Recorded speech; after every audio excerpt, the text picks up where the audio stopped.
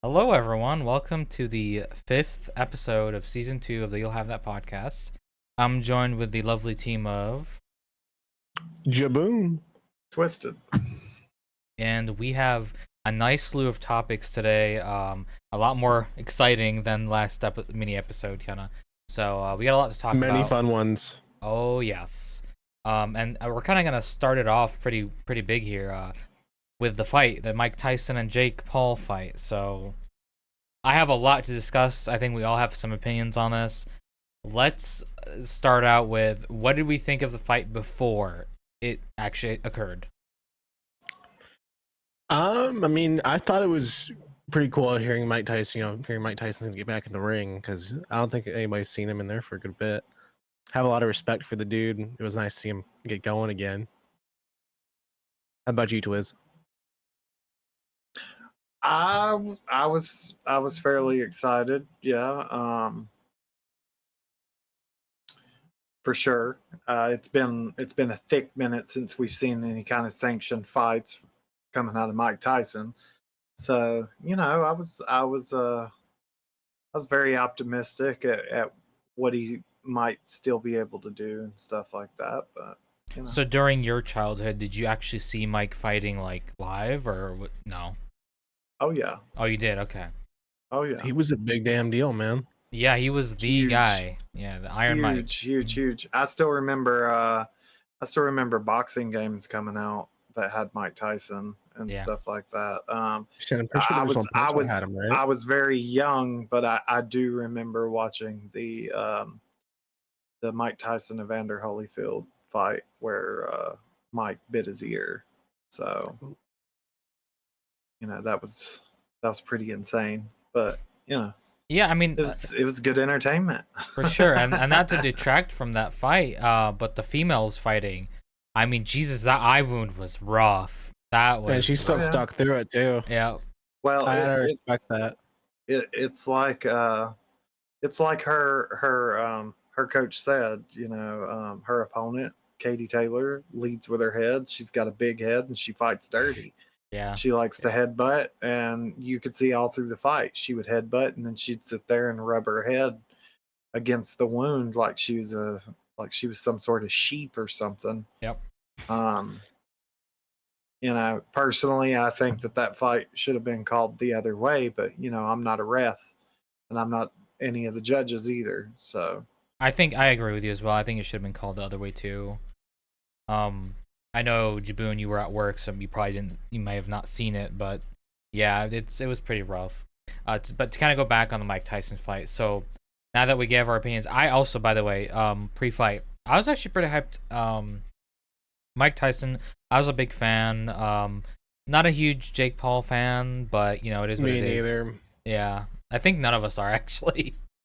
I mean, look, I respect that Jake is doing something more legitimate aside from being a little shit like he used to be on YouTube and purely YouTube. Yeah. If anybody knows Jake Paul's legacy, the Paul brothers in general, you know how fucking diabolical that man used to be. Yeah. It's cool that he, is doing boxing and all that now. That's a respectable hustle, but why the fuck are you boxing a 58-year-old man? Like, stay in your fucking league, bro. I mean, exactly, and this is where I want to switch to now the fight, right? Go ahead, Twiz. what more can I say other than the second and third fight felt more like main events than the actual main event itself. No offense to Mike, I have the utmost respect for him, but at the same time, he was not where he needed to be, for sure. Those legs are giving up on him. They're giving up the ghost, and you can tell that, number one. Number two, that whole fight just felt like it felt like they were throwing the old man a bone, really. I've seen other boxing matches that Jake Paul was in, and I know that he can do more than what he was trying to do. I don't know if it was he was scared of the legend or whatnot, because even now at 58 years old, if I crawled into the ring with Mike Tyson, yeah, I'd probably keep my distance a little bit and try to dance around him. But still, there were plenty of openings. that he could have taken. Now, I have heard rumors that in the contract it stated that they wouldn't knock each other out or anything, and that if it did last the full 8 rounds, that one or both of the fighters would be paid quite a few $1 million. 20 million So for Tyson, yeah. yeah, maybe It's a lot of that's fucking money. maybe that's what it was. For sure, the hype around that fight got a lot of eyes on it. As we were trying to watch it, Netflix was struggling. Then those servers, man, they kept going down. It was It was something a lot of people 120 complained about. million Yeah. viewers. So 120 million viewers, those servers were cooking. And that's great for Netflix. I'm not gonna hate on them whatsoever. But at the same time, I do believe that, you know, you're gonna put a 20-something-year-old up against a 58-year-old that is not gonna be able to give a good show. And the first fight was horrible. All right, let's be honest. The first fight was just. I mean, they're just sitting there going like, Yeah. And then the disrespectful bout that he did there with the corner, that was Yeah. very unsportsmanlike. I've literally seen preschoolers have fighting the fucking more racist honor better. and dignity than that, and also throw more punches and with more strength behind them than the display that was shown. Second fight, man, I was all for it. That was a good one. That was a good one. That was a straight. That felt like some old school shit. That was two warriors in the ring, and they did the damn thing. Third fight, again, it was really good, but Katie Taylor, bruh, go back to Ireland, learn how to actually box. Okay, learn how to actually box and talk. You're not supposed to be headbutting. No, we're not going to talk stuff about how people talk, but you're not supposed to be headbutting. I don't even think is headbutting allowed in the UFC. I don't even think it's allowed in the UFC. I don't know. I think it might be. I'm not sure. Let me see. Hold on. Well, while you look that up, I'm also gonna share some thoughts here. I think going into this, I think in terms of the Mike Tyson versus Jake fight, it's not okay. So head trauma, but the first 2 rounds, I feel like Tyson had it in him. He could actually might possibly win it, and then after that, it just went to shit. I don't know if he was gassed or what, but it was like watching an old man. Like you felt bad. You genuinely felt bad. Now, as both of you said, this fight should have never happened because the age gap. There's a reason you have a maximum age, or at least they pair you up with someone similar to your age. Physiologically, you can't. Like, his body's not gonna match that of Jake Paul. How old is Jake Paul anyway? Jake 26. Paul's like, I think is almost in his 30s. Yeah. Okay, he's 26. 26. So, I mean, his body's in his prime. Yeah, the dude's literally double his age, or over double actually. So unfortunately, you think that he's about to go fight fucking Jimmy Carter next. Well, at the end of the day, all right, if we want to see the old legends fight, which, let's be honest, they're old. Yeah. Just make a geriatric league and be done with it. That's a good point. Don't be putting these 50-something year olds, 60-something year olds in the ring together to try to be fighting and stuff. I think my main issue with it is I feel like Jake Paul, at least from what I was able to see of the fight, after the man's won and all that, and even just fighting Mike Tyson, this man's got such an ego boost, and it's like, dude, this is a guy who's not to diss Mike Tyson, even though this man can absolutely still throw a damn good punch. As far as boxing itself goes, I mean, he's retired, he's past his prime, and it's just like you're gonna sit there and act like you're a fucking champion, and taunt and gloat about it. It's like, dude, you're gonna get your shit rocked if you're not careful.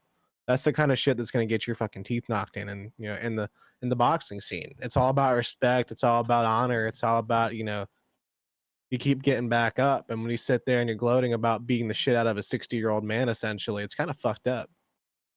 Personally, I think that Netflix could have probably gained just as much revenue and eyes on this as the Jake Paul Mike Tyson fight had it been Mike Tyson Evander Holyfield rematch.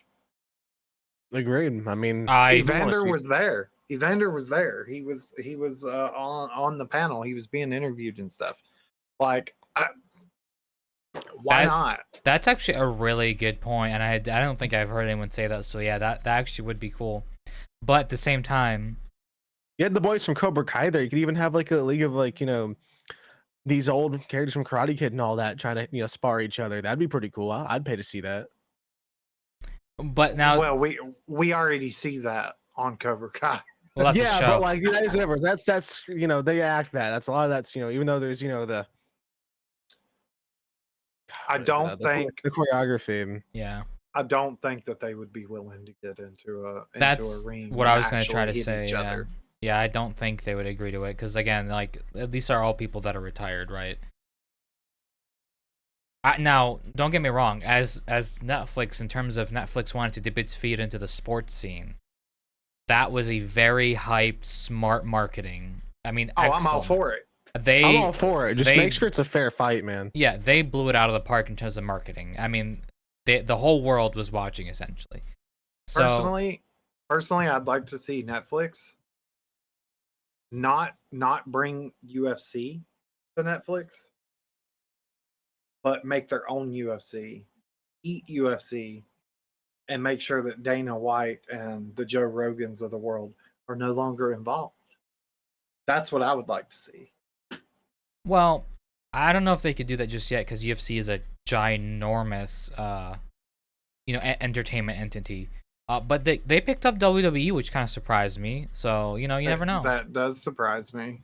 I mean, I know WWE is probably not as huge as it once used to be, right? So that's still a pretty big deal. There's still people that will pay per view and all that. Exactly right, and I like that in the sense that Netflix. I feel like almost everyone has Netflix nowadays, and to have those services added on while they're increasing the price, at the very least, you feel like you're getting something for that increase, right? You feel like it makes sense, and you're actually still paying for more technically. Exactly right. So in that regard, let's just make them pay $3 more to not get anything. Actually, you know what? Netflix could eat the UFC about 13 times over. Oh, I'm not saying that UFC is bigger than Netflix. I'm just saying that it is a big entertainment. It is, but they're only generating about 1.3 billion, and they're only valued at 12 billion. That's a lot of money. Okay, it is, but then you look at this. So year over year, Netflix generates $33.7 billion. So Netflix could easily buy them out. They could. But they also do have a lot of movies and shows that they pay for, so it's not like they have all that 33 billion to just blow, right? It's true. But it would be better with like money generating stuff because I feel like they rent out a lot of stuff and then they get rid of the things that are actually good on Netflix. So, but it's very interesting to see them shift. I mean, you could see it clear as day. They're shifting their target towards more sports now. So I find that kind of it's an easy market. Yeah, it's a big market, and you're right, it is a pretty easy market. You got most of the stuff already let out for you, right? Right, because nowadays the old giants of television are struggling. They're all talking about shutting their doors, or they're partnering up with whatever streaming service they can just to survive. Exactly. And we're seeing this shift, which we have talked about this a lot. This shift is going to cause this right here, this fight, and them getting WWE and whatever else sports that they're getting on their platform is going to be guaranteed by February or March of 2025. You are going to see Netflix prices increase again, and their reasoning for that will be, hey, we're bringing you sports, or hear me out, they'll have regular Netflix, and then there will be the Netflix and sports package. Yeah. I don't know. I mean, you might definitely be right. Definitely was smart of them for them not to do that with the boxing match immediately, because Well, yeah, that would have been they're stupid, just right? now coming in. Absolutely, Yeah. they're just now coming in to this whole new genre. It's going to take a minute, Right. but I'm saying, mark my words. 2025, there will be an increase, and they'll probably use the sports events to to explain that price Yeah. hike. By 2026 or 2027, there will be a Netflix package deal guaranteed. So you'll pay probably the price of Netflix and half of that, or even, Netflix and another $20 Mm-hmm. for the Netflix and sports package. It's I very think you getting possible. big names like this, and I think that they can justify, making you pay for that separate package. Yeah. If they wind up being able to host like any kind of NFL or college football, That would fucking sell. it's a wrap. I don't It's a know. wrap. ESPN has a very tight grip on that, so I'm not sure. ESPN does have a tight grip on it, but at As the long as same they give them time, that little bit of that dough, man. if I'm not wrong, ESPN's contract with Hulu, because that's who they have the contract with right now, is Hulu and Disney. Yeah. I think that's going to be expiring soon. Oh, well, we'll And if definitely it does, then we might see Netflix is ESPN on go in. over to Netflix. see. That will definitely be interesting. Again, I'm kind of shocked. I didn't really expect Netflix to go into the whole sports scene, so that was kind of surprising for me. You could definitely tell just based on how everything was shot and streamed. It's their first time. There was definitely some issues. Yeah. People's mics weren't working properly. Some weird transitions. Their servers damn near nuked themselves when the actual Jake Paul fight was happening. Yeah, I was getting microwaved, man. Yeah. I mean, those servers were nuking themselves even before that, but it wasn't as bad. It's Once almost the like main the more event people, hit, the more people that were starting to come in, I think that's when it started Yeah. getting really bad. But it was a trial for them. I'm sure that they learned a lot from this. At least I hope they did. And hey, I'm sure in the future events this will be a lot better. It won't have as many issues, hopefully. That sort of thing. And I appreciate that they tried. Yeah, yeah, and I enjoyed it. Granted, if it didn't have as many connection issues, I'd enjoyed it a lot better. But it was nice. I usually never would bother kind of tuning into sports stuff, but it's just the ease of access. You already have Netflix, it's just streamed live. You click one button, you're watching. So I feel like that's a lot different and better than the old pay-per-view events that are on like whatever app, and you have to just go through a lot of hoops. But 100%. yeah. Overall, the fight I thought was mediocre. It was entertaining. It But had a lot of ups and downs. it started off really interesting, and then literally around 2 out of 8, it was like, what the hell am I watching? Yeah. honestly, So, I'm going to be honest, and this may sound harsh, but I'm going to say 30 seconds into the first round turned into a snooze fest. Period. I'm not gonna split hairs here. I'm not gonna give anybody participation trophies. No offense, Iron Mike Tyson, you are a legend, and with all due respect, you ain't got it no more, big man. Stick to the gym, keep yourself healthy, but don't climb back in the ring again. or if he That's does, do it with someone closer to his age group. Yeah, do That it. means do people it got to with your commit, age man. group. Quit being pansies when you get in the ring, because that whole match. Aside from, I think, second one in, like we were talking about, was like very brutal. I feel like even like these younger guys are just Two sitting and there. three, match two Yeah. and three were the best two matches out of the entire night. One and the main event No. sucked. Especially one, man. One was a just disgrace to boxing, in my opinion.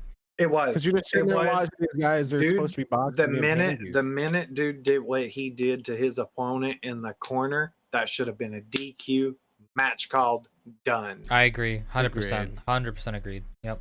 Highly disrespectful. You know, I don't know if that's what they do in India, but It don't you know matter the what? culture. You don't do that in the ring at It's all. disrespecting Right, the sport. but that's what I'm saying. That's what I'm saying, though. You know, I don't know how y'all do it in India, but whenever it comes to professional boxing, not just here in America, but the rest of the world in professional boxing sport, that is disrespectful. You should have been DQ'd and maybe even a suspension. Yeah, absolutely. You know, speaking of suspensions, Oh, I was say they got Jake suspended. Paul and Mike Tyson both got suspended for what is it, 24 days Yeah. from Yeah, boxing? 24 all days. because they worked out within 7 days prior to the match. All right. So that got them a suspension for that. Why is Hunchy McHuncherson over here that's doing that in the corner of the ring Not even not gonna slap on the suspended? wrist either. Like it's disrespectful to the sport. It's That's disrespectful to ridiculous. even your own culture. Like I don't care how you do it in India, no matter what culture you're a part of, even just any sport. I mean, it's all about sportsmanship. It's all about respect. You're supposed to have Exactly. love for the game. Yep. And you know, I feel like that honestly was more of a hit to professional boxing in general, because it just, I mean, even UFC is not like that, you know. So yeah, it is unfortunate that that happened, but I mean, if you would have done that, so in football, right? Celebrating too much in the end zone is yeah, it's a foul. unsportsmanlike conduct. Yep. And is a foul. All right. And then you got So for those who didn't watch it, he was gesturing some dominance. Let's just say that it was very much a vulgar display, but Yeah, it looked like he was a big man, because he was in the ring. It's like you don't do that, man. yeah, it is what it is. But yeah, those are our thoughts on the Mike Tyson fight. You know, I think the general consensus here from all of us is like It could have been better. it could have been a lot better. It was not a fair match to begin with, and unfortunately, Iron Mike, your days are your prime days are behind you. Stick to either your age group or just coach. I don't know, something, but don't get. I'd kill to see that man coach. I think he'd be a hell of a coach. Yeah, I really do. I truly believe that man would be one hell of a coach. I'd watch a series of him coaching like it's Rocky, man. yeah. Oh yeah, absolutely. Like a documentary style from Netflix. That'd be pretty cool. Dude, Yeah. exactly. That could make fucking bank. People like seeing, Big Mike over here. Yeah. Right. Yep. Just don't coach something. Just don't coach somebody into biting somebody's ear off. Yeah. But don't coach that Indian boy either. Right. Teach him some manners. Yeah, that's what we need a mic for. Anyway.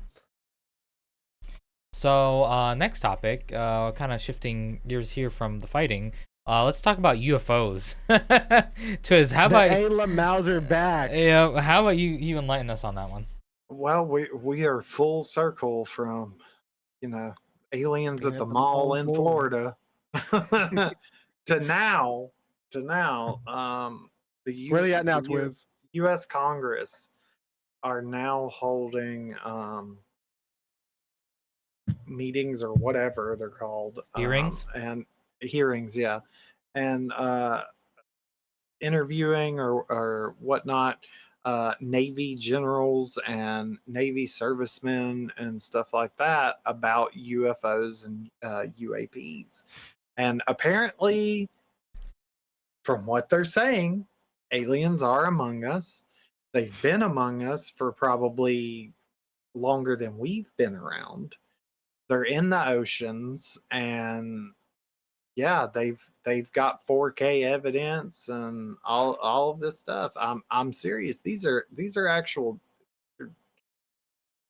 Navy navalmen and pretty high up in the military that are saying this, and they're saying that we have some of their technology, and pretty much every other country does, and we're all kind of in an arms race to figure out how this technology works and quite possibly turn it into some sort of weapon.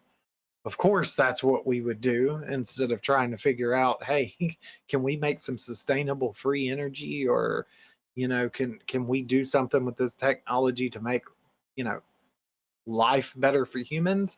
Yeah, No, like something like plants we've or got like trees, the wildlife would be awesome. right. We've got to figure out how this Weaponize it. technology works, weaponize it to be able to unalive other human How we beings. gonna make a Moab with this bad boy? Correct. So, Well, my stance on this is, and I've always kind of had this stance, the universe is too large for us not to have alien species somewhere, some other type of organism or life form somewhere else, right? Because the Yeah, we're at the universe mall in itself Florida. is millions upon millions of light years across. Just statistically speaking, there has to be a chance that something else is out there. oh, Now, absolutely. now, granted, I think me and Twiz, and possibly even Jaboon here, have all said this before. I think an alien species would, at least that's advanced enough to see us and observe us, would not want to interact because we're probably, as a species, I would say we're probably a little bit too dumb for them to be interested in. It's more like just watching Well, birds frolic versus like actually talking and interacting. I mean, with hey, them. some people are interested in pure stupidity. Maybe the aliens are too. well, that would also explain why, you know what, they're like, hey, y'all are over here doing y'all's thing. We're going to go down We here in gonna this do our thing ocean, over here.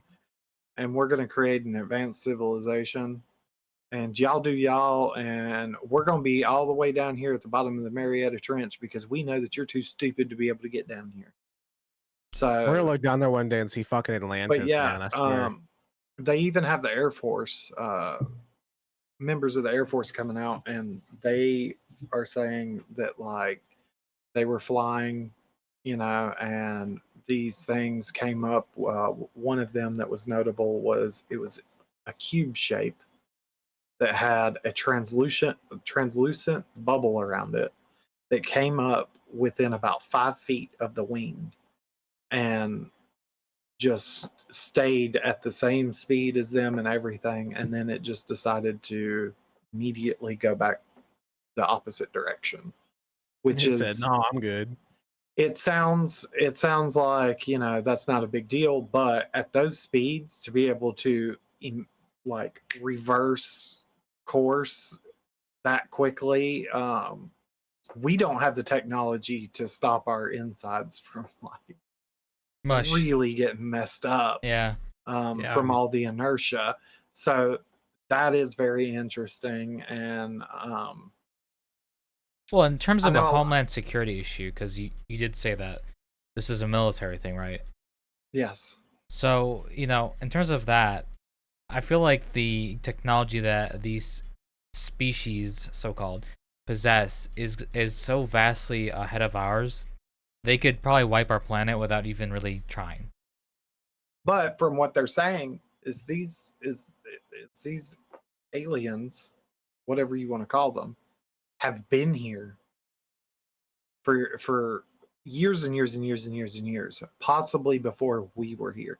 So even, yeah, sure, they probably can, but if they haven't already, they're probably not going to now. Um, Well, maybe there's no advantage to doing so. If you were a very like a much more you were like a futuristic species, right? If you were like, let's say 200 times more smart than the smartest person on planet Earth, would you really want to well, blow up Earth? it's like us. It's like us to ants. Exactly. Honestly, Why do you see anyone going around killing ants on purpose? No. You know, depends on the if ant. they get in your house, yeah. If they there get in you your go. house or with a fire ant, you're getting rid of that shit. And But that's where I think we'll start having issues with the LMAOs, is the minute we can get to the depths of the ocean where they may or may not be. Who knows? Some of these military people that they're talking to, could be full of crap, or this could be a look at this hand while we're doing this over here scenario. We don't know. Right. Could always be a cover up. It could be anything. Could be anything. I'm not saying that it is. I'm not saying that it's true. I'm not saying that it's false. None of that. I'm just telling you is what I saw on C-SPAN. And it's pretty crazy. But on that subject, let's talk about how desensitized we are as a human race at this point, that our governments has now came out multiple times and is now holding hearings about these aliens that quite possibly live in the oceans. And we're all like, aliens live in the ocean? Whatever. What about this? It's like, why now? I mean, we have all these other things coming up, but it sounds just as like unbelievable. Only now we're having a hearing about it. Think if this would have came out in the 90s. This is all anybody would be able to stuff like this did exist before in like the 70s, 80s, and 90s. That was a big thing. It did. It was a big thing, news, but it was our government wasn't admitting to it. That's the biggest one. Our government never admitted to any of this. The military, top secret, full stop, don't speak about it, blah, blah, blah, and didn't. Yep. These announcements have broke history that our government is actually entertaining the fact. And not only are they entertaining the fact, they are broadcasting it on C-SPAN. And again, we as a human race are so just because of everything else that has happened, right? We're desensitized. We're just like, you know what? Checks out. People had it on their bingo cards. We're moving on. Well, in addition, I mean, what really can the public do, right? So if they have found this, whatever it may be. But that's my point, is like, yeah, the public couldn't do crap about it back in the 60s and 70s either, but it was the talk of the town. That's my point. Nowadays, that is not the talk of the town. I don't even want to get into the discussion of what is the talk of the town. Because that's a whole nother case, and it's something that we choose not to bring to this podcast. So, but we'll talk about some freaky aliens, though. Right. On that, it is very interesting. I'm here for it. I want to see some fucking aliens, bro. I'm glued to it. I want to know what they look like. I want to know how they live. What kind of look? I know that we're moving, bro. I know we're stupid, and our little area that we live in is probably a little ghetto compared to yours. But come on now, share some technology, help us out. Let's thrive off of each other, man. How about that? Let's thrive off of each other. We may be a little stupider than Jupiter, but I think it would be a one-way relationship, and that's probably why they don't. Because we probably have zero to offer them, if perhaps even negative. Yeah, but we reproduce. That's another thing. When aliens reproduce, that's another thing. I mean, these guys could be living for God knows how long. There's so many things to think about, and it's just like, what could we benefit off of each other, and why would they be living next to us if there wasn't at least something, right? I mean, sure, they may live living far down, but knowledge. They gotta be watching us for more than just one reason. So you also gotta think. Go ahead. I want to stay on this topic for a sec. You gotta also think that maybe we're a look into their past. Maybe they're like 5,000 years ahead of us, right? And they're like, what if they're time travelers? I mean, there's so many. Oh no, I don't mean literally. I don't mean like literally. I meant like they're advanced. They were there 5,000 years before we were a thing here. So maybe they're just that advanced that they're essentially almost like looking back at their past sort of thing. We don't know. We just don't know. But to dive a little deeper into that rabbit hole of aliens, and they've been here and this and that and the other. There's a whole documentary, and I believe you can find it on YouTube, but there's a whole documentary about military officials, and I think the documentary was actually done by a retired general or something. Yeah, there's a few cases that said that said that there were aliens living in the mountains and like inside the mountains and were helping or participating with government, with our government and stuff. And Wow. so About to yeah. see some actual Men in Black going down. But now Right. I will say, just a disclaimer, that particular documentary seems very, very like Shady. Would you say over exaggerated? on the end of being like very conspiracy theorist. Well, But there's an at the official same time, document and documentary and show that was on a scenario called the Rendlesham Files.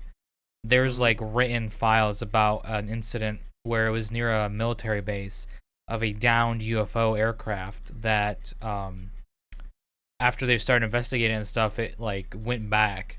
So that was also in this documentary. right, that's a pretty famous one, honestly. I think that's one of the ones where they're like it's a hot air balloon or something. I don't remember, but It's a hot air balloon full of hot air. right. But it is really interesting in terms of the Marianas Trench. I don't know how factual that could be. I mean, obviously, if they're so advanced, they could camouflage themselves and stuff from our technology. But the Marianas Trench has been mapped with sonar, so you can actually get a map of how it looks like on the ocean floor. I was just saying that. I didn't say that they're saying that they're living in there. I was just off the top of my head. That's the deepest part of the ocean. Okay. And you know that's what I said. That's what I said. They did not say any particular point in the ocean. They have just said in the oceans that they live. So, well, I mean, it makes you kind of wonder if the ALML. Sorry, I mean to cut you off. If you want to go ahead, but I don't know, it makes you kind of wonder if like maybe the ALMLs, hypothetically, theoretically, whatever the word is. I mean, we have all these old, statues and all that stuff from like the Pharaoh times and all that. Stonehenge Things that you not even think not even that. Look at the Easter Island statues as well. Yeah, I mean that's my whole point though. Is I feel like even in like the best weather conditions, stuff like that's always going to degrade over time. But these things are still here, like God knows how long later, and it's very conspiracy theorist. But if the Lamals are real, makes you wonder what if they're like preserving some of our like history and past. To go back on that whole they're kind of watching over us kind of thing to like look into their past. There's got to be a reason all that stuff is still there, right? And still just you can tell what it was clear as day. Anything's a possibility. And speaking of ancient cultures and shit and all of these statues and stuff like that, if you look at these carvings from like Egypt, and these are places that people from Egypt didn't come to Mexico, and people from Mexico didn't come to Egypt. But if you look at their hieroglyphics and stuff like that they have carved into walls in Egypt, and then go to Mexico and places like that where the Aztecs were, and look at those, they are quite similar as far as like what is depicted there and stuff like that. So, also it could be those are riddles, and when we figure out what they are, maybe then they'll show themselves because they're watching and waiting. Who knows? I mean, right. I've also had we have a mutual friend that has raised the question, what if it's not aliens, or even if it is, what if these ancient cultures and stuff had like some form of AI? What if that is the alien or something like that? Or they have just some like secret technology that they have, over these past God knows how many years. I mean, there's so many possibilities. And it's really cool to think about. It really is, because it could be anything. It's not like, it could just be extraterrestrial or just aliens. It could be literally anything. That's true. I'm all for it though. The universe is vast, and honestly, anything is possible with how vast it really is. It's mind-boggling. But to end it on shopping for something at the mall though. Yeah, that's a throwback to one of our previous episodes from season 1, right? Check it out. Pretty good episode. So to also kind of, well, it has nothing to do with aliens. I don't know why I said that. But So a cool new app that's come out that's kind of competing with X, formerly known as Twitter, is called BlueSky, and I just wanted to bring our attention to it a little bit and talk about it because it's a nice breath of fresh air. And on this podcast we are apolitical, so I'm not gonna get into that side of it. Um, but it's just, first of all, the technology itself looks really promising and cool. It has a lot more features that I think are a little nicer than Twitter's or X, whatever. It still has a little bit of catching up to do. It is a baby app, I would say still, but it is vastly the best X slash Twitter alternative. And I was just kind of wondering because I have one. You guys can follow me. It's just Wassup, and then my handle is the @ symbol Gadaver.com. Twiz has one. I think his is twisted at Gadaver.com. I'm not sure if you have one, Jaboon. If you want to, you can plug it. I'll probably be making one. I'll probably be at Jaboon Lagoon if I do make one in Okay. honor of the podcast. Yep. Don't mean to kind of take the spotlight from me, but it is No, good go to ahead. see that like something like Twitter, or now known as X, whoever's calling it X. I mean, you do you. I'm not calling it that, but it's good to see that there's competition, because I feel like with a lot of these big social medias, like for example YouTube and all that, monopoly. So a lot of people are really scared to try something or do their own thing, and I feel like Twitter and the likes of it have needed something like that for a while. Especially, even if Elon hadn't bought it, I feel like it was such a cesspool, man, and it still is. I mean, it's Twitter. Um, People just need an alternative to get away from all that bad shit, and it's good to see that something like Blue Sky is actually now in fruition and going off. Because originally it was, you'd have to get an invite key, which I had one. I didn't use it, but it's good. I'm happy to see that it's now out for the public and free to use. It's really nice to see that. Yeah. Absolutely. Absolutely. And to be honest, I would love to see an alternative to Facebook as well. Yes, I exactly. think it is high time to start toppling these people down, as far as they've gotten so big and all these people have it, and Not to mention it they're out of has turned touch. it exactly very out of touch, very much so. This is the way this is, and it's the standard, and you have to have it to be able to connect to this or that. No, no, no, no, no, no, Definitely, no, no, no. definitely agreed. These companies now are not companies; they're mega corporations. They're Yep. conglomerates. It's not healthy for the market. It's not healthy for users and consumers. And we're all losing in this. The only one that's winning is the mega corporations, right? So another thing that I kind of wanted to bring up is with X. A lot of people were starting to see an issue with moderation because they did do away with a lot of their staff. They shrunk their staff team, right, and implemented a lot more AI and bots and stuff to kind of try to combat that. But in my opinion, and what I've seen on like Reddit and stuff, it's not been working out too well. The moderation on X really tanked and is suffering a lot. What do you guys think about that? Oh, absolutely. I mean, there's a little Absolutely. moderation. I do like that there's community notes. I feel like that helps out a lot with things. But when you have no moderation at all, it's just a cesspool. I'm not saying that that's not always a bad thing. I mean, some places you don't need to be so, tight on moderation. We've seen that with games like Call of Duty and social media like Facebook. Mhm. The Yep. problem is these places aren't striking a balance. And instead of, trying to strike a balance and make sure things are good and working, they either have it to the strictest, to a T, or there's nothing at all and it just runs rampant, which I don't like. Well, I think it's as simple as this. Here's how the moderation should go. Okay. Hate hate period should be stricken down. Misinformation period should be stricken down. I'm not saying political blah blah blah, none of that. No. Just in general. Misinformation in general. If it is a straight lie, it should be stricken down. Period. If it is an opinion, okay, that is your opinion, and that is fine, whatever. But whenever it comes down to an out and out blatant lie, or out and out just straight up hate, then yes, absolutely, it needs to go. Um, we as a society need to stop being so so mean and hateful to each other, and understand that everybody on this rock that's hurling through space is a human being first and foremost. Agreed. Yeah, definitely. Definitely agreed there. I know. In addition to that, you know, like, uh, um, with the whole moderation thing, I like that BlueSky is kind of being more proactive, and they're actually marking like accounts that are impersonating and stuff. And That's really good. That's something that Twitter wouldn't do, so that's good to see. right, and Yep. you know, you have accounts and bots that are like have 14 followers and they have a check mark, so the whole meaning of the check mark's gone, right?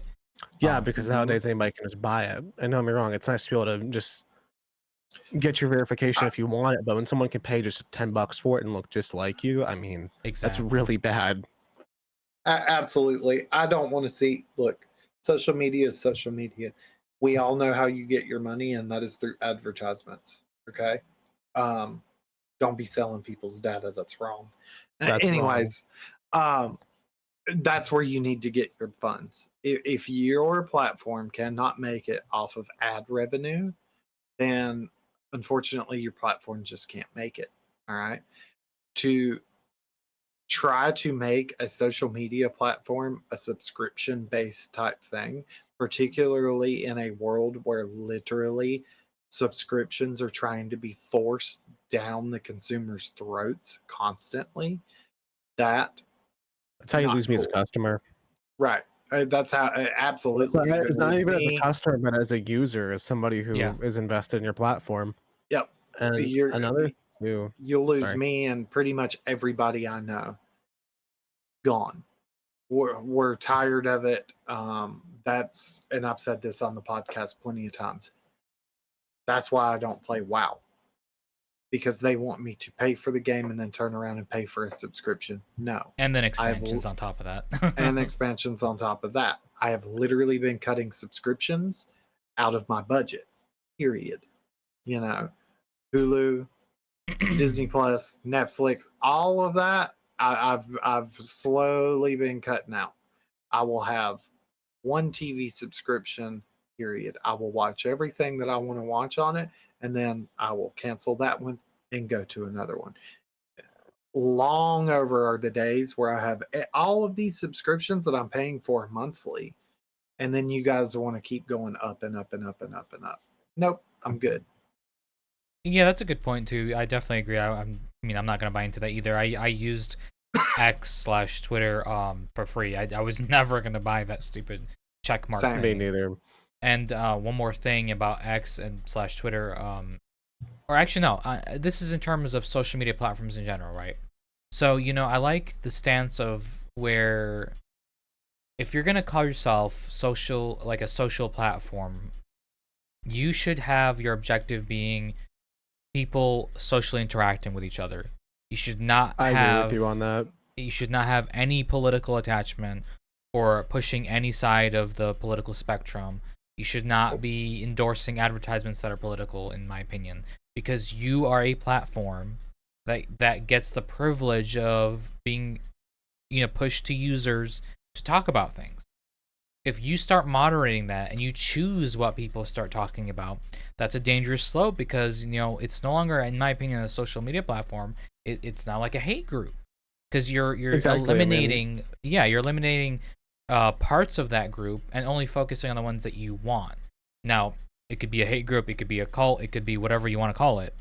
The point being is it's no longer a social media platform slash free speech platform.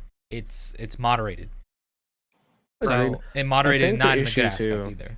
is like a lot of these social platforms, I feel like a lot of people, or almost everybody on them these days, I feel like they've stopped using them as social platforms and they've used them as a means of trying to, enforce cancel culture They or to push an be vile agenda, towards right? people. Yeah. That's the problem these days, is all Right. these people, especially not even just basement dwellers, but these people that are just so terminally online, they get this like rush or they feel so important because they have like a couple thousand followers on Twitter and they Yeah. make one tweet and it gets like let's say 50,000 likes and all that. And people are using it as a means of like, bring up things that somebody's done like 10 years ago. Like I remember, you guys know James Gunn, the director, right? For Guardians of the Galaxy and all that kind of stuff. Mhm. Yeah. somebody had brought up some, shit that he had tweeted like back in 2008 or 2006 when like Twitter had like just opened, and it got him let go from like I think it was like a deal with directing a new movie. And it's like, dude, this guy hasn't said that kind of stuff in years. And it's like back then culture was way different, and the online culture and stuff in general. It's just absolutely nuts to me how people try to weaponize their platform and their audience. Yep. It's the fucking internet, dude. Stop using a social platform as a means to get your personal gratification and to ruin somebody else's life. Like, we're not in that. We don't need to be doing that. And kind of actually, I want to touch on something that Twiz used to participate in. The I think they're called Yahoo chat rooms or something, or the Yahoo fight rooms. Dude, I Fight miss me rooms. some Yahoo. Yahoo miss me fight some rooms. Yahoo And I'm going to tell you bro. right now. I'm going to tell you right now. So back in the day, sorry, don't mean to cut everybody off, but I am No, you good. Go for absolute it. expert in this. Okay, so back in the day, Yahoo had chat rooms, and one of those subgroups of chat rooms were the fight rooms. Whenever you entered that fight room, at the very top of the chat, it warned you if you were a snowflake or you got your feelings hurt. They didn't say snowflake back then, but they literally said, leave your feelings at the door. This is an unmoderated chat. Anything goes, and if you don't like it, go to one of the other chats. Yeah. They had literally created a place for people to go, and it was fun. It was fun. You would think whenever you came in as a new person and you heard the stuff that was coming out of all of our mouths, you would think that we hated each other.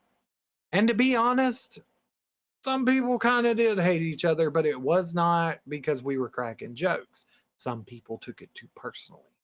Okay. Some people had actual like good Some debates people too. doxed people. Some people called police on people and stuff like that.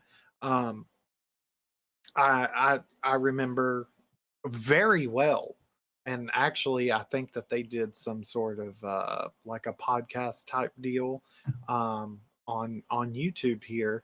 You can probably find it, but I remember back in my days, whenever I was in there was a girl named Shroomy, and she was a pretty good fighter. And there were a couple of other people because her child had passed. All right. And there were a couple of people that literally called the police in her area and said that she had something to do with that. All right. And that caused an investigation for her. Now, that is wrong.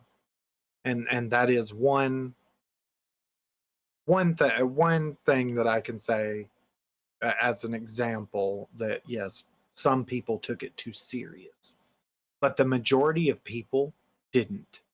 All right. We would cuss each other out. We would call each other some of the most vile things you could possibly think of. But at the end of the day, we had a good laugh and we went on about our lives. All right. And we all knew that it was just shit to say on the internet. Like, we're not going to sit here and take something like somebody calling you, a bad word or whatever is like God, it's gonna make me feel like shit for the next couple of years. It feels like everybody these days, even just like being called like stupid on Twitter or X, whatever most social media platform, they get so anal about it, man. And it's like, dude, it's the internet. Right. And Now the that reason, being said, Mhm. if somebody were to possibly be able to dig in to those days in my internet career, I myself and everybody a part of the fight rooms would probably be canceled. We probably would not be able to get jobs. We Yeah. probably wouldn't be able to do a lot of things because of, like I said, we would call each other some of the most vile things you could possibly think of. So, that being said, my personal opinion, don't attack people just to be attacking people out of hate. This Twitter is not the fight rooms. It's not the Yahoo fight chat. All right. Facebook ain't the fight Facebook rooms. is not Twitter ain't the the fight Yahoo rooms. fight chat. Instagram ain't either. Instagram. None of these are designed that way.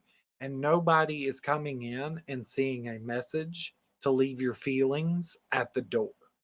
Okay. So we need to stop that, period. But on the same end, we also need to quit acting like people are horrible, horrible, horrible human beings because of a joke that they typed out on Twitter 10, 20 years ago. Well, not that long, but you Agreed. get the drift. That That's I the was whole point. about Is what to. people sound. Go ahead, bro. Go ahead. Okay. I was gonna say the reason I mentioned the Yahoo fight rooms was because those times were different, and that's a prime example of how the community was completely different than today. But people today are going back to that time and trying to equate it to modern time. And Jaboon, I think was also saying that earlier, or Twiz did, where you're going back like 10 years, 12 years, 20 years, and trying to dig up something that someone may have said one time and acting like that's their whole personality. And I read online because there's a mass exodus going on X where people are deleting their accounts and moving to BlueSky. And someone mentioned the fact that on the internet, nothing is private, and they linked a tool that you could use to delete all your previous tweets and stuff.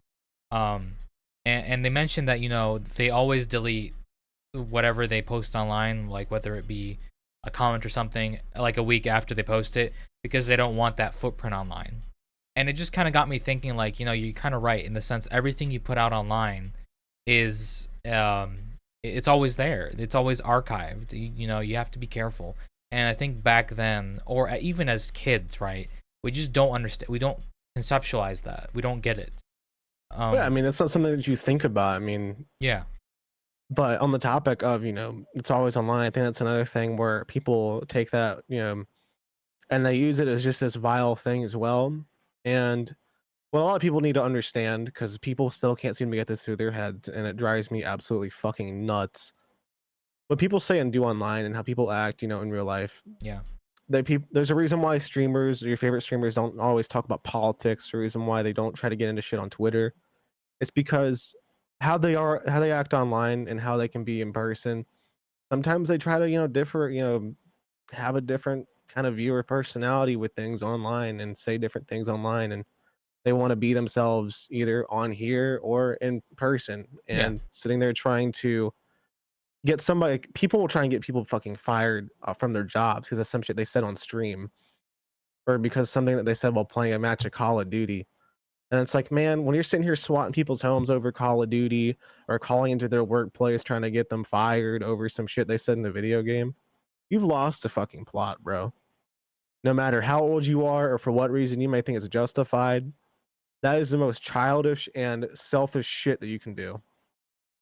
It's online, it's a video game. If you're that affected by what people say on Twitter or Instagram or in game, you need to unplug, bro. Go get off the computer, get off the Xbox, go do something different, man. Just stop getting your shit so attached over something that's ultimately a hobby. This is all a hobby. This is no necessity. You're not required to do any of this. Exactly. No Over one's telling you someone to be on Twitter for 5 hours a day. Exactly. over someone that you'll probably never lay eyes on in real life. Exactly. And personally, I think that the consequences for swatting should be a lot worse than they currently are, in my opinion, because it should be attempted murder, because that's what it is. It really is attempted murder. I mean, with the things that these kids will fucking lie about and say these people that are doing on the games, like, they're not to get too dark, but they'll be like, oh, I'm holding my family hostage and I'm at this and that address.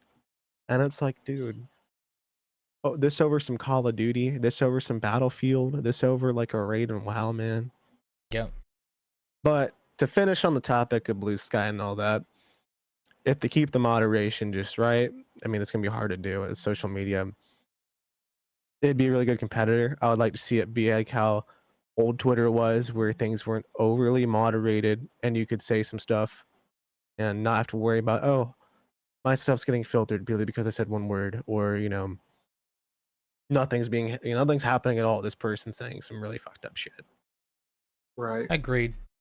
For me, it's a breath of fresh air. I look forward to see what they do with the development, and I don't know. I think it's an open source project, so that's also kind of cool. Even better. Yeah, so it'll be interesting for sure. Next topic, though, continuing kind of more on tech stuff. So a cool thing that recently happened is Nvidia's Nvidia app, which is like their all-encompassing app, has taken over for driver updates and stuff like that. So that's kind of cool to see. I know that they also bundled in some cool features that I'll get around to here in a sec. But so basically, for anyone that has an Nvidia card, so RTX, GTX, those types of cards, you used to have to go to the GeForce Now, or sorry, GeForce Experience app. GeForce Experience, and Yeah. it was kind of a mixed experience. Right, you had to log into your Nvidia account. You couldn't. There's no option not to, and then you download your drivers there. But now, the Nvidia app is kind of your home space for driver updates and your rewards and your game optimization and stuff. So they kind of bundled it all together, which I love. And you don't have to log in to get your driver updates. So for those that are deploying it across, a couple hundred computers, super simple, super easy now. Don't even have to log in. Just very intuitive.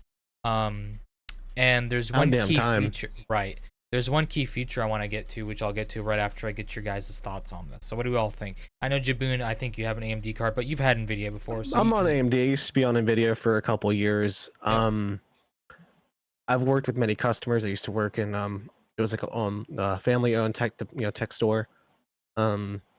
Having to reinstall drivers every time, and unless I was going for the specific installer, because you could do it where it was just drivers only, but they would try their damn hardest to get GeForce Experience on there. Yeah. And GeForce Experience, having to log in, especially, that shit was a pain in the ass. I'm gonna be real with you right now.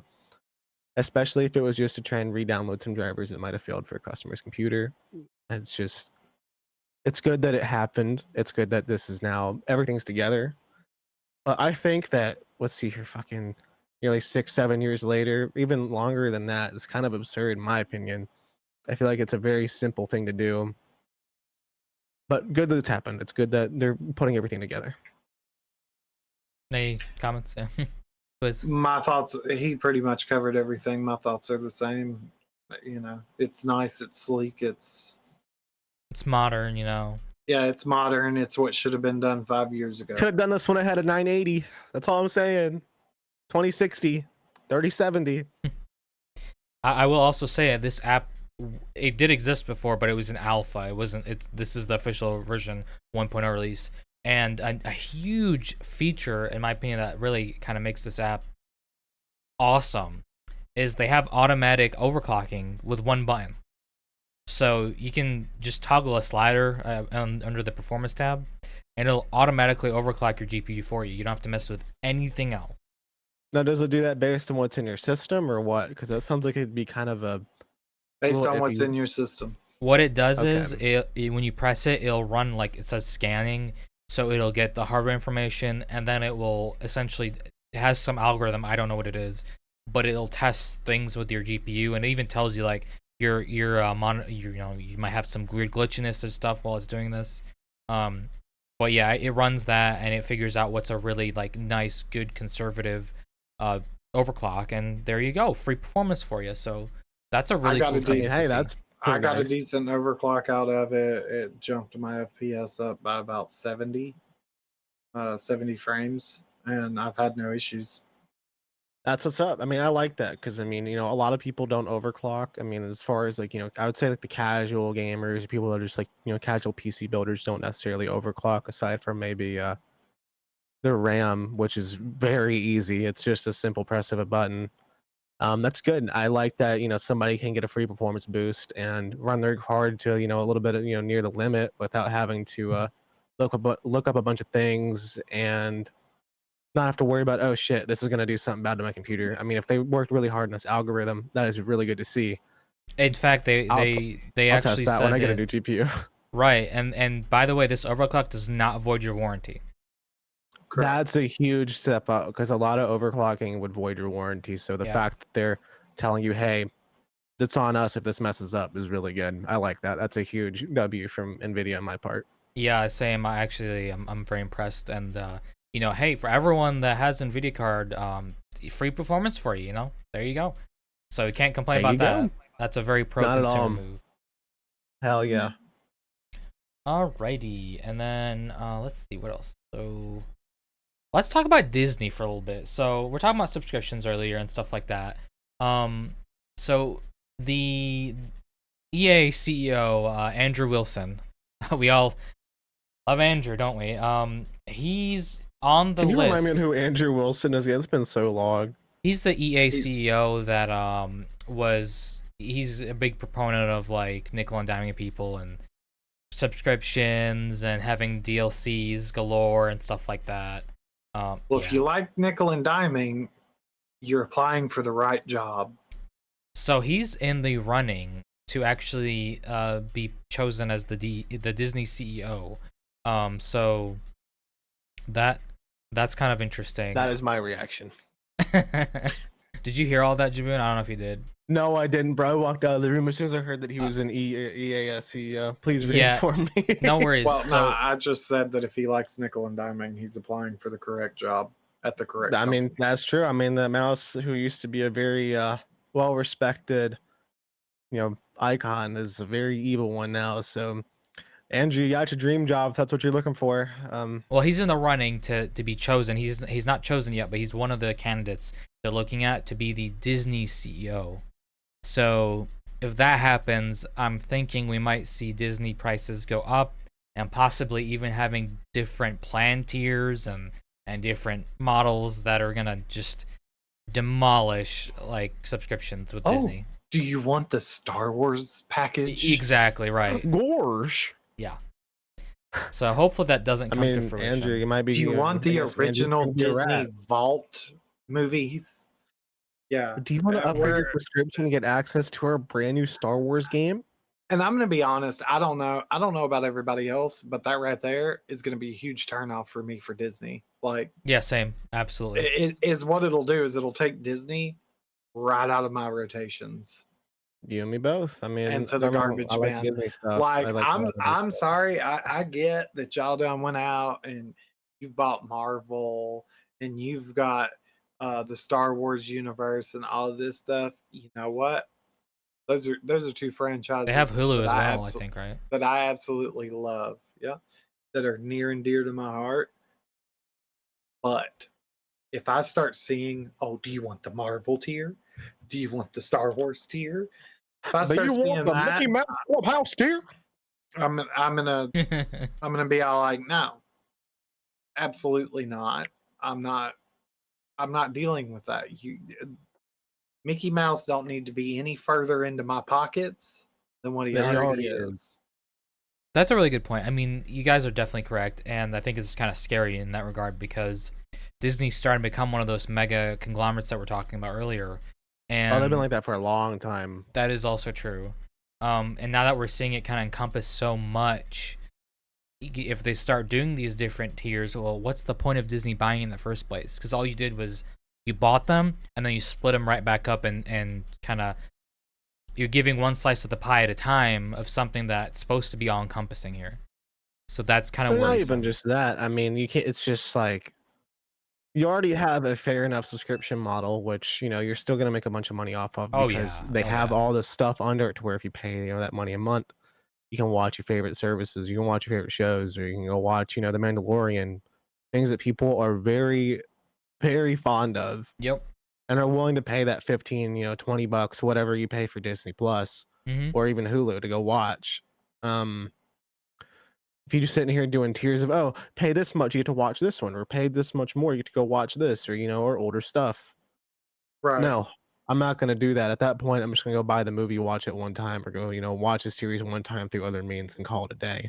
That doesn't make me want to subscribe to you anymore. Definitely agreed. Absolutely. It's just unfair to the consumer at the end of the day, and you have to think they also make a ton of money out of licensing fees. They do. They make a shit ton of money out of licensing fees. You know how many things they've collaborated with, how many franchises that they're a part of? Yeah. Go look at Square Enix, like Kingdom Hearts. Go look at Fortnite now collabing with them and releasing stuff like The Incredibles into it. Yeah. They've got their toes dipped into some very deep water. Oh, absolutely. With some very big returns. Me and Twiz, for example, we were going Christmas shopping, and the prices of anything that's licensed by Disney versus non-licensed is almost double. if not triple the price. Yeah, triple. Just to give you like a specific example, for example here, like an ornament, a Christmas tree ornament. Let's say you were to get a snowman, just a generic snowman, maybe like like $5. $5, $7, $3 even. If it's licensed You're by paying Disney, 15 for Disney. if it's Elsa, 15 for to example, 20. $18 to $25 for that. Mm-hmm. So they're making money hand over fist from licensing. Believe me. But it does make me concerned. I personally hope that Andrew does not go down that route. I'm not trying to see no fucking surprise mechanics with Disney, man. Exactly, isn't that it? Yeah, absolutely. I'm not getting no thrill of having to go buy the Vault Edition for fucking my Disney Plus subscription. All right, I'm good. It's kind of like Nintendo's the classic Nintendo games. They have that weird thing where you have the app for that, and you needed Nintendo Online. Dude. It's a little off topic, but I mean, if I could talk about this real quick on the topic of Nintendo, man. For the people that are very against emulation, I don't know if y'all heard about this. They had booths over at like I think it was I don't know if it was a convention or something like that, but they had booths where they had like classic Nintendo games. Yeah. And they had like a monitor, and then they had like SNES controllers. It was emulators. It was emulators, bro. Oh, was it? So what? Yeah. So what? Somebody like unplugged it because it was like a USB plug to the controller. Yeah. And when they unplugged it, it made a Windows sound. Oh. So they're running emulators. And then what happened the next day after somebody posted that video online? They zip tied the cable that was plugging into the controller to the controller that way people couldn't unplug them. Oh my god, that's crazy. Well, they bought the domain to use it, didn't they? No, or I mean, Nginx or something. I don't remember. No, I think they completely shut down both of those. Oh, okay, all right. Because Richochet came down not too long ago, and I'm still a little emotional about that. But I don't know, it's just kind of funny that the people that are so against emulation are the ones that use it. Yeah, are now using it, and they have people that are studying emulation on their team like blatantly clear. Y'all gotta stop with the double standard shit, man. Yep. Please knock that shit off. But definitely. I digress. Sorry, I just want to talk about that for a minute. That was really funny. You're good. Yeah, that's a good one. All right, Twiz, what's the next topic? Well, I read that Ricochet or Richoshit is going to start going after VPN users. Ooh, I have a lot to say about this then too. Which technically, the way they're going to do it, it's not like, oh, I don't know. It's odd. I can explain some of the technicalities. I kind of get it. Because VPNs back in the day used to be used to be able for people to circumvent the SBMM, skill-based matchmaking. Well, that's why they're going after them right now, is because people, I don't mean to cut you off, sorry. But that's why they're going after them right now. It's because of that, I would like to think. Yes, but at the same time, that method hasn't worked since. Okay, it hasn't worked well at all since like what, 2015, 2016? Yep, somewhere in there. So I'd also like to clarify the VPN term is actually used improperly. Okay, well, actually, the Call of Duty community, just special kind of people, but it was a proxy, and what it was doing is it was trying to route your traffic to a further away server, so it matches you, it breaks the SBMM and matches you with like bots and stuff like that. But as Twiz said, it hasn't worked since 2014, 2015. Well, but there's an alternate method. We will share an alternate method that still works today. But go ahead, Jaboon. I know you had something to say. Go ahead. What I was saying is a lot of people are doing it now just because, Black Ops 6, I'm really enjoying this game as far as all the content goes. Probably one of the few CODs in a long time I've enjoyed on launch. But the matchmaking, man, the skill-based matchmaking, and I know this has been a thing with COD since 2019, even a little bit before that. Mm-hmm. It's fucking absurd, bro. Let's be real. You play like 1 or 2 matches, and you did good one match, 10 of trashed on for the next 5 or 10. And the issue with that is, I understand everybody wants to have a good game. Everybody wants to be on a appropriate skill level, but when you get trashed on for like 10 games and then you have one game where you decimate somebody, that's not fun, man. That doesn't feel like, man, I'm getting a break or, and I'm doing good. That just feels like, yeah, the game is throwing me a win with these people that are trash. And I feel like shit because it's not my actual skill level or that's not me like actually competing properly. These are people that are dog shit the game. And that doesn't feel good. I don't like that. And then when you have people that are making, VPNs or not even just VPNs, but they're making like, methods now where, and it's working to mess up the matchmaking, and a lot of the big YouTubers are using it because they don't want to play with the skill-based matchmaking just to That's be able to have true. fun playing the game. Yep. And they said they don't like having to do that. Nobody does. But the thing is, you guys have ranked play, you guys have all this, and now you're going to ban VPN users for something that a problem that shouldn't even be in the game in the first place. But I don't mean to rant too much. Y'all go ahead. I know y'all want to talk about it too. I just want to preface, a few things. One, this method didn't work for a long time. What is going on, Ricochet? Activision, what the hell? Second of all, can we please worry about the actual problem with your game? Cheaters, please. The cheaters. I would pay money for them to focus not on the VPN crap, but on cheaters. Like, that's your major issue, right? In addition, so there's a easy method that everyone uses that circumvents the whole VPN thing. It's called reverse boosting. All you have to do is get killed over and over again for like 3-4 games, and it will put you in a bot lobby. You will be in the worst lobby humanly possible. But a lot of people don't want to do that. They want to get bot lobby after bot lobby after bot lobby so that they can jump their KD up. That's the issue. That's fine, but for all the content creators, which I think Twisted, you said that was a major problem.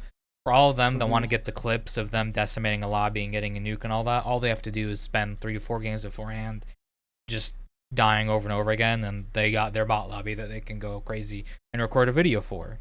So, in addition, don't believe everything you see on YouTube with people like getting nukes and just having like a 10.0 KD or something. Well, I don't know, maybe that's something else, but I think, in my opinion, this is stupid. They're going after the wrong thing entirely.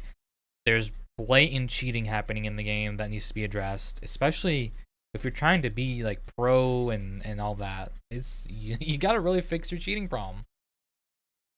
Right, ranked play comes out in about 4 days, guys. I mean, still got cheaters, and we're focused on people that are using a VPN.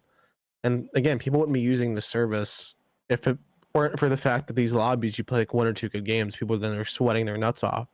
The amount of times I've went from a game where I felt like both of them are very fair, people are getting equal kills and having a fun game, but to some dude who's like in Habib's basement with fucking 6 KD. Nuts.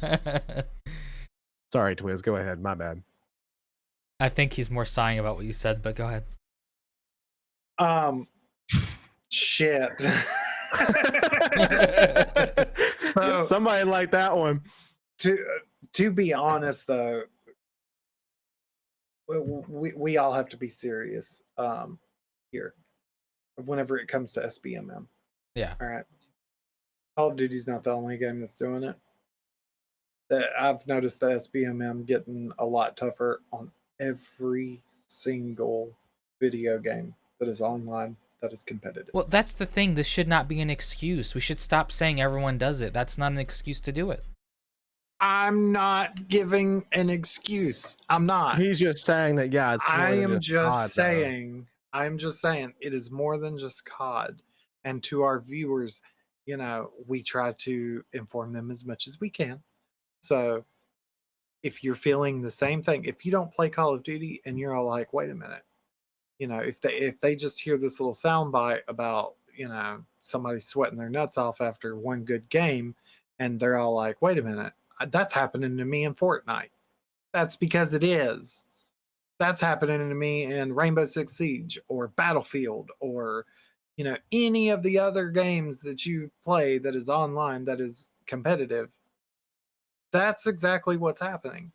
SBMM is even in the football games, the Madden. Oh wow, really? Damn. The Madden games. Yeah, it's in racing games now. One sec. What'd you say, Jaboon? I didn't get. So the worst part about it is each one does like their own kind of different way of it too. Like Oh in yeah. Fortnite, you know, even with the Mhm. SPMM, instead of just doing straight up SPMM, they just have straight up fucking bots in the game. Yeah. Which that Yeah. doesn't. Do you feel like a good player when you're shooting some dude who's just, you know, not even a person? It's just like walking straight, and you can tell by the way they move. Yeah, it's an AI. It's a bot. Well, Eh, Now, I will say one game that I haven't noticed it in is Naraka. They may have it, but if they do, it is tuned very low. SBMM doesn't really play too big of a factor into it. All right. And I personally, I think that that's because there's not as many people that play that game. I mean, according to the numbers, it is a popular game. It is a pretty popular game. I'm not saying that it's not popular. I'm saying that there are probably less people because I run in whenever I'm playing games, I typically start running into a lot of the same people Mhm. that I've fought in other Okay. matches. You know, a few weeks ago, I ran into this dude, blah, blah, blah, what have you, what have you. Or, you know, pre-game, you can go into like this Lobby kind of. explorable lobby area. Yeah. And you can actually go fight one-on-one Oh, okay. pre-match. Mm. And those lobbies are instance based, right? Oh, okay. So I might, even though me and you are in a party, I might go into that lobby and be here, and you go into your own lobby. Okay, I see. Right? I see it. So, and I run into quite a few of the same people in that lobby that I one-on-one fight, you know, and it's fun. It's very fun because people start to get to know each other that way, right? Like, yo, Twisted, do you remember me? You know, we fought one-on-one I a couple miss weeks those ago. engagements. I really do. Blah I blah think blah. that's what I Yada don't yada like about yada. SPMM is there's not as much organic like getting to know each other and people having that mutual respect for players like there was back in the day. Yeah, It's definitely. becoming so artificial and crafted to where it's just like, well, great, now I have some random dude who has played the game way longer than me, or just, you know, come from a different FPS game and kicks ass, and I'm not gonna see this dude again for a while, or I may never see him again. Yeah. Um, it's completely taken like even like in the days back in like old Halo or old COD, man, you'd get into lobbies and you'd laugh your ass off getting even like one person from an old lobby, and we're sacrificing the enjoyment of these purely organic lobbies having these crazy ass matches, even if like you go like 0 and 20. I used to have fun going fucking negative on COD like Black Ops as a kid, man.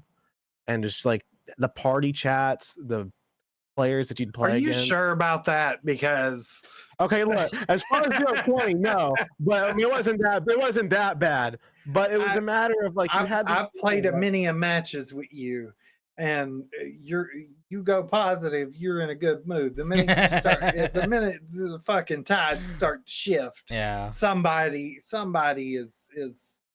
is in a mood. So, you know, my and whole thing is, that goes man, for all of us, though. It does. we all have our bad games, we all have our emotions, but I think that my whole point is like it doesn't feel as enjoyable as fun when you know that the game is crafting that match towards you. And these are supposed to be like these aren't ranked plays. These aren't, you know, you're playing for CDL or anything like that. But again, I understand these people, there's people that want to come home.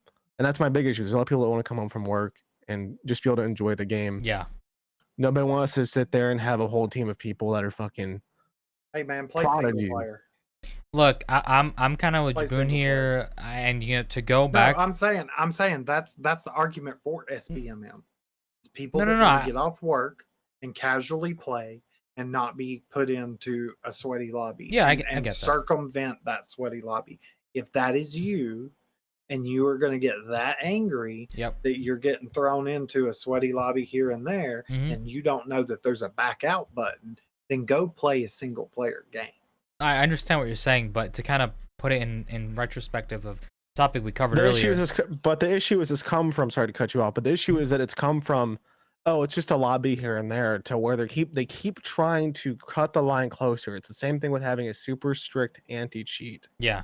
You keep cutting the line closer and closer, the worse it gets for the casual player, or for this person who wants to run a couple games and that's it. It's Nobody like the wants Mike to sit Tyson there and fight. You know, they have brackets that you're gonna be put in, all right? But it's a casual shooter. We're not playing ranked. We don't want to be constantly working up a bracket. That's I think what Jaboon's kind of arguing for here. I don't want to feel yeah, like but I'm going to be honest. I think SBMM would not be as horrible if they would have fucking strict anti-cheat. I agree. Yeah, definitely. I mean, I don't think we would be having an SBMM conversation right now if they had a strict anti-cheat. But the fact of the matter is, we run 3 games where we decimate people. Okay. And this happened tonight, right before the podcast. Our next 3 games, there was at least 2 people each game that was blatantly cheating. And that's the problem. That is why people are having issues with SBMM. It's not the SBMM itself. I think that's a very good way to put it. I feel like a lot of the attention is being misconstrued as it being purely a skill-based matchmaking too. I get less angry when I play Fortnite.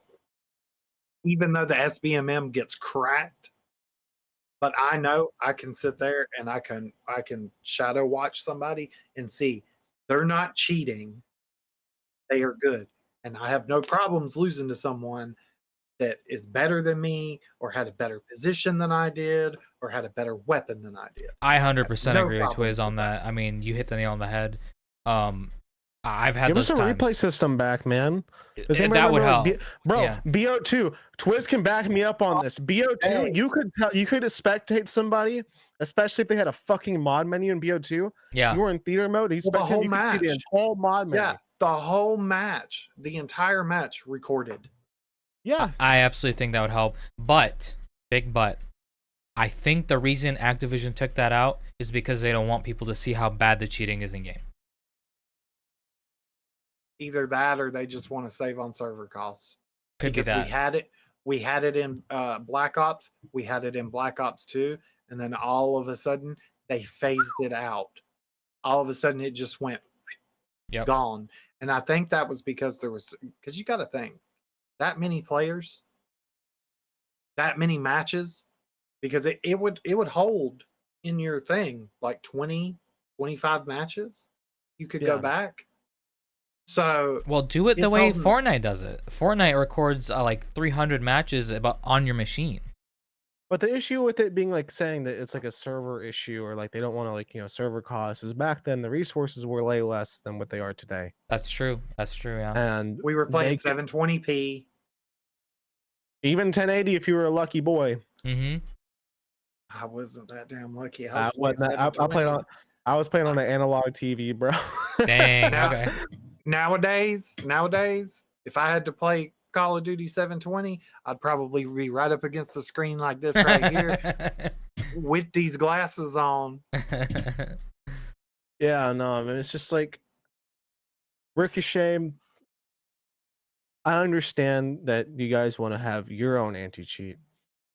That's a good thing on paper, because at least at that point you can look at it yourself. But and I used to hate kernel anti-cheats, and I think that they're still kind of invasive, but at least with games I feel like I've had them, I'm fine with it. At this point, if we can get them not as strict into the kernel, but if they're still banning as much as they are, but it's getting to a point where it feels like it has to be kernel level for them to do anything, because they're anti-cheats they're making right now are doing fuck all. Look, I have no problems with it at all. As strict as it needs to be, do it. I want to just have one comment. Information. Right. I mean, they don't. The reason it needs to be kernel level is because it needs to check at the execution level, at like the RAM level, if there's cheats. Yep. Because you can download a mod menu, you can just change the name of it, and then like it's gonna get harder and harder to detect it, because now you have to look at screen caps, you have to look at movement, stuff like that, and it's hard to fine tune that because you guys remember the Cornish Zem, that circumvented all anti cheats for a little bit because it was acting like a controller, but it was really like a keyboard and mouse. So those devices, especially with a few we had an episode on it, the monitor that like had AI built into it. You guys remember that? Where it would it would highlight things on the screen for you. Stuff like that you can't detect unless, I don't even know if you could detect it at kernel level. I'm not sure. But stuff like that's only become harder and harder to detect because it's peripherals, it's hardware level, etc., etc. And here's the thing: if you've had how many Call of Duties now with this anti-cheat to perfect it, and it's still just as bad as it was the day you released it. Yep. Like, how are you going to keep up whenever these AI monitors become commonplace?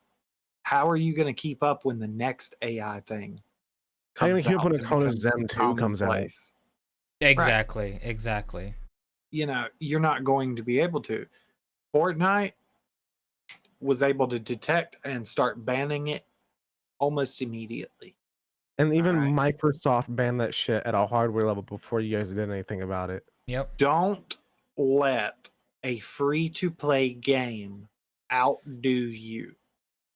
That will be your downfall. Eventually, it will be your downfall. And you are starting to see it in sales and repeat players. Well, we're starting to get a lot of free to play games that are competing with Call of Duty level, stuff in terms of like the quality of them and stuff.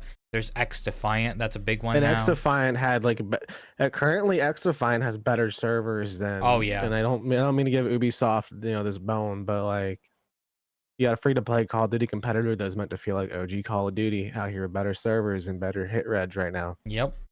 I went to a Chinese battle royale that looks amazing. Yeah, it looks stunning. And it really literally every week on Steam, you get a banned player list. Because why? Because they were cheating. And you know what else they do? They incentivize, hey, our anti-cheat is really good, but if you see someone that you think is cheating, report them so we can ban them faster. And if you actually find a cheater in our game, we're going to give you something on the house. What do I get? What do I get from Call of Duty? I've done quite a few reports. And guess what? Almost every single one of them have came back that they have had to take action against that player for cheating. And that is solely the only thing that I report is someone cheating. So I've been punished for voice chat more than I think cheaters have been punished. yes. Exactly. Yes. And I say some pretty goofy things in game. I don't speak on voice chat, so. But I was saying, man, is like I feel like the moderators and whatever thing they use for detecting if you say a no word in voice chat, which a quick little side tangent, why the fuck are we caring so much about somebody saying something in voice chat in game? I mean, it's an 18+ game, mature game. Please quit getting your feelings hurt over some shit someone said in game. I digress. You're paying more attention to that. You have an AI for that that's working better than your anti-cheat for detecting somebody using hacks. Like, what's going on with that, man? We need to talk about that. Absolutely. We just talked about it, but there needs to be a little discussion over at Activision HQ over there about what's going on. That's all I'm saying, man. Quit going after the VPNs. Quit going after people talking shit in game. It's what happens in any game. Go after the actual root of the problem, and you'll have some nice numbers coming back to you. That's all I'm saying. Agreed. Bring back the integrity of the game, and I feel like you will get a huge portion back of loyal customers. Really, I understand the nickel and diming. I know you have a lot of practices that are questionable at best. If you get rid of the cheating, I promise you there is a ton more people that overlook the scumminess and come back. But I digress, as Jaboon said. To kind of finish off the episode here, our last topic. We're switching it up to World of Warcraft news here. Recently, there was some news that World of Warcraft is thinking about, they said that they confirmed that player-owned housing or player housing is coming to WoW. That's a feature that people have been wanting for years. So that's interesting. Good to know that they're Um, trying. Good to know that they're trying to keep up with Black Desert Online and that's a fucking gotcha game, man. and New Um, World and New every World, Yeah, and New Final every World. other Fantasy game 14, that has came RuneScape. out. RuneScape's had housing since 2000. God knows what. Yeah. I don't mean to go on a. I don't mean to pop off, but Meanwhile, World of Warcraft players, just so everybody knows, you paid for the game, you paid for your expansions, and you pay for a subscription, and you're just now getting player housing. we had Warlords of Draenor in 2014, which made fucking terrible expansion, but you could build your base in that. Why couldn't we have something like house building around then?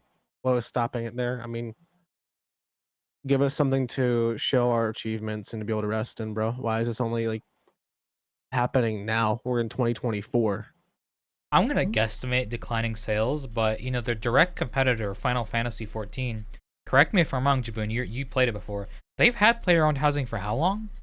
I've had it for a while, and granted, it can be a little tough to get a house sometimes because the way the housing of Final Fantasy works is you have your apartments, and then you have your actual houses. Actual apartments, as long as the space is available, you can get one, and once you get it, it's yours.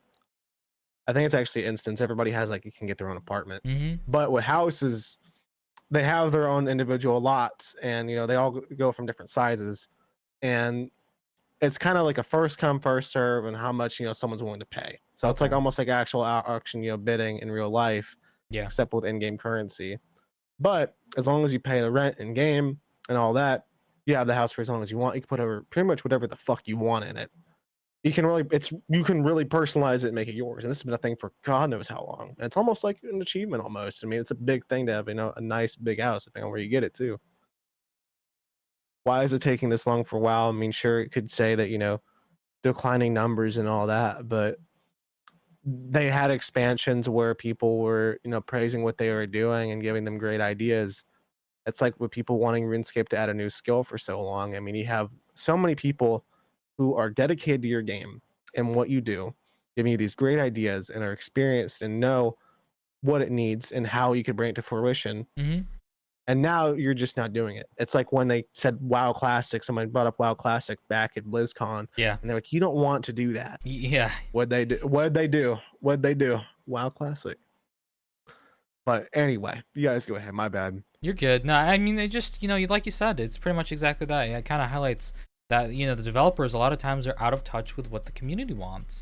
And I don't know if it's mismanagement. I don't know if it's corporate. I don't know.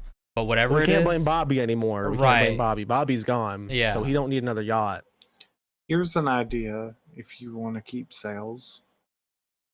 Don't make people pay for a fucking subscription and the game. It's one or the other. With the whole New World thing, I'm glad you brought that up. They're kind of getting a little bit of resurgence, but it's kind of dying off because they just re-released the game twice. But you pay for an expansion, you pay for the game, and that's it. There's a lot of other games that do the same thing, but it's not both. Actually, well, you know what? Final Fantasy does the same. I think I'm pretty sure you have to have a subscription. But the defense to Final Fantasy is they have the free trial, and the free trial you get up to, I believe, right now it's Stormblood, which is like the second expansion. Yeah, I think so. It comes after Heaven's Ward, and that's a lot of content. There's a lot you can do. The only thing that you're limited on, I believe, is trading and the sorts like that. And for being completely free, you make your account, start the free trial. You get to do a lot with that time. That's a good hundreds of a good sorry a good 100 hours. Yeah, you definitely get a lot more than World of Warcraft. You get a lot of content for free to see if you really like the game or not. Yeah. And that's where I give Final Fantasy that respect is, sure, you still have to pay for the latest expansion, but if you do, you get everything else before that. And you have a lot to try and see if you really do want to get into that game before you spend that money in on that subscription. WoW don't do that. You get level 20 and that's it. You're level 20 and that's it. You don't get to try anything like recent. It's not like you can come back after not being on for a while. If you don't subscribe, then you're shit out of luck. Yep.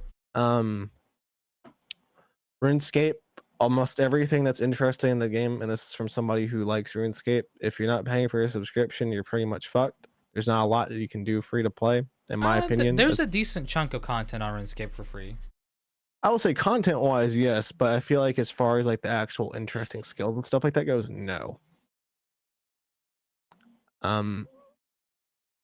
Again, man, it's just like something that you think is so simple and would be even Elder Scrolls Online, I'm pretty sure has housing, I think. Yes, it does. Yes. And it's like these are games that have come out after you and were struggling for a while you were still like the top dog of the industry. They had this stuff before you did, and there's people that wanted this. And you're only waiting till now and you're still charging an egregious amount and not giving it's anybody not released yet. They just confirmed it's in the pipeline. That's it. Yep. the pipeline. So what, the next 3 years? Who knows? By the time that I turn 40, yes. like, am I gonna grow white hair before they actually add an innovative feature again? If you grow hair, yes. Damn, man. I'm just kidding. I'm kidding. That's fucked. But I mean, it's just, again, man, it's like this game is how old now? It came out, I believe, 2005. Yeah, it's old. 2004, I think, but It is old. 19, 20 yeah. years old, and we're still on the same old engine. That's another thing that really pisses me off, is we're still on this dated ass engine that runs like total dog shit these days, and it looks very crusty. I'm sorry, I know it's kind of disrespectful to WoW's art style, but you can have the art style. Just update the engine. You can, but update the engine. Quit making things run like shit. But adding so much onto this game that's 20 years old without updating what's supposed to tie it all together. Because there's no point in doing something as big as this, where one update could be all that it takes for it to fall apart. Yep. Right. I mean, cool that they're adding housing now, or that they're talking about it. I mean, because this may not happen. I mean, we've seen them absolutely talk about other things that were supposed to happen and that didn't happen. So that is correct. I don't know. What do you think, man? I mean, I'm definitely not going to complain about them adding housing. If they do add it, that's awesome to see them, because I'm all for them innovating the game and making it better, right? But, I hate to agree with Asmonbald, but he does have a point in the sense they just need to make a WoW 2.0. They need to start fresh, a brand new engine, that franchise is beaten to death and then desecrated. It is done. Like, seriously. You can only release so much stuff for so long until it's like, well, what else can you do on this? Exactly. And even just a new engine would be amazing. Like, I feel like, if you don't want to do like the bare bones, just at least work on a new engine for it. Make it like, let people see the game in a whole new light. Yeah. While still maintaining everything that it originally had. Well, the way that World of Warcraft works, the model it has, it makes all the old content pretty much useless. You'll never experience it unless you choose to experience it. Like, for example, with RuneScape. RuneScape's a really old game too, but you still play all the old quests, and it still gives you stuff and experiences that are, currently useful. That's why I like Final Fantasy 14 as well, as they very much encourage you to go and experience the older content too, if you're way past it, because there's just so much behind all these bits of content that even if, like, say, your job is level 90, you can still go grind it and go either sync yourself with it to get rewards for it, or there's stuff that's exclusive to that you can go grind with other people. And it's an experience, man. It's nice that you're encouraged to go back, and it's rewarding to do that older content. With WoW, you may do it for like one mount or one transmog, and that's it. Yep. I think the whole story of WoW could go for, I mean, if you were to do it from start to current, you'd spend like 2 months or something like that, maybe less than that. It depends how much time you put into it. But there's just so much content there that no one is gonna play, because why would I run classic raids and do the whole classic storyline, for example? There's no reason. It literally puts you in the current story. It like forces you. So it's just, I don't know. It's a missed opportunity in my opinion. But you guys, Twiz, do you have anything to say about it? No, not really. He's like that game's dead to me. I spoke my piece. Hell. Fair enough. I don't know, man. Just give. I mean, if you're gonna make people do old content, wow, I think the only way that you could really do it, and it would be like successful now, Mm-hmm. is if they had more frequent time walking events. If you remember those. Yeah, those were actually really cool. You're right. Well, I'm glad you brought that up. That was a really cool thing they did. Yeah. I mean, shit. I remember playing my Demon Hunter when Legion came out. I remember, even past Legion, when they did time walking for Black Temple. You know how excited I was to go That and get the Warglaives of Azeroth, because if you did yes. it through time walking, you'd get the transmog. Yes, That agreed. shit's cool. And it's a pain too when they make older content that, like Legion, for example, they had the Mage Tower, whatever it was called. Yeah. I didn't get to do that because I stopped playing around when it came out.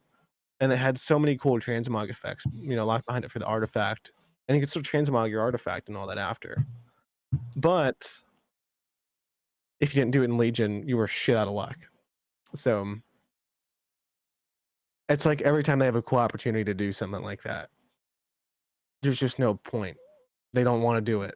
And I don't like that. It's like, Also, that's the your main FOMO stuff. audience. Like, can we stop with the whole FOMO bull crap? Yes, please, man. Like, these are live service games. I get it. You guys keep adding more and more stuff onto them. And I like that you do that. I like that you want to give people an incentive to go play newer stuff. But nobody wants to play if there's no reason to go do the thing that they wanted to go do like a year ago when they come back after being gone for a while. Mm-hmm. Yep. You ain't wrong.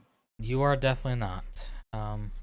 But to close it out, I guess, I want to thank everyone that's watched and is watching, etc. Thank you for subscribing. Thank you for commenting for those who have. Please do if you're not. Love to have you. And we read all the comments. We love comments. Give us a suggestion about topics or just really anything. Anything you want to suggest. Maybe what hat Jaboon wears next. Whatever it may be. Hey, I'm down for that. What hat should wear next? What topics we should talk about? Yeah. Or if you guys want to give us your personal experiences, we've even talked about people's personal stories before on past episodes. Like we had L or somebody along the lines where they had that issue with their phone at I believe it was a Walmart kiosk. Mm-hmm. We like talking about that shit. We like hearing about the crazy things that go on around the world. Just about anything you guys can think of, man. We're all for it. I mean, very community based kind of thing here. Yeah, absolutely. And I'm on. Well, we give you our blue skies, but please follow us on whatever social medias I have listed. So okay, Spotify and YouTube. I don't know why I'm saying it like that. Yeah, so Spotify and YouTube. And thank you guys again for watching. And always remember and never forget, you'll have that. You'll have that. All right, signing out, guys. See ya. Later.